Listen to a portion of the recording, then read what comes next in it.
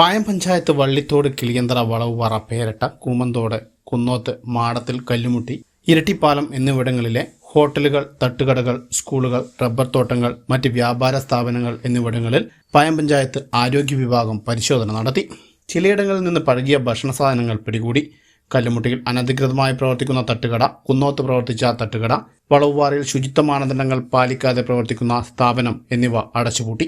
മാലിന്യങ്ങൾ അലക്ഷ്യമായി കൂട്ടിയിട്ടതിന് മാനദണ്ഡങ്ങൾ പാലിക്കാതെ പ്രവർത്തിച്ചതിനും മുന്നറിയിപ്പ് ബോർഡ് പ്രദർശിപ്പിക്കാത്ത സ്ഥാപനങ്ങൾക്കും നോട്ടീസ് നൽകി പിഴ ഈടാക്കി. റബ്ബർ തോട്ടങ്ങളിൽ ചിരട്ട എടുത്തുമാറ്റാത്തവർക്ക് നോട്ടീസ് നൽകി. സ്ഥാപനങ്ങളിൽ നിന്നും കൊപ്റ്റ ഫൈൻ ഈടാക്കി. ഡെങ്കിപ്പനി പടരുന്ന സാഹചര്യത്തിൽ തോട്ടങ്ങളിൽ കൊതുക് വളരുന്ന സാഹചര്യം പൂർണ്ണമായും ഒഴിവാക്കണം എന്നും ടാപ്പിംഗ് ഇല്ലാത്ത സമയത്ത് ചിരട്ട എടുത്തു മാറ്റണമെന്നും അല്ലാത്തപക്ഷം തോട്ടം ഉടമയ്ക്കെതിരെ കേരള പൊതുജനാരോഗ്യ നിയമം 2023 പ്രകാരം കർശന നടപടി കൈക്കൊള്ളുമെന്നും ആരോഗ്യ വിഭാഗം അധികൃതർ അറിയിച്ചു. വള്ളിത്തോട് പ്രാഥമികാരോഗ്യ കേന്ദ്ര ഹെൽത്ത് ഇൻസ്പെക്ടർ ബിനോജ് കുറ്റിയാനി, ജയച്ചൈമാരായ സിജു, അൻവർ, അബ്ദുള്ള എന്നിവരുടെ നേതൃത്വത്തിലായിരുന്നു പരിശോധന. ന്യൂസ് ബ്യൂറോ, ഇരട്ടി.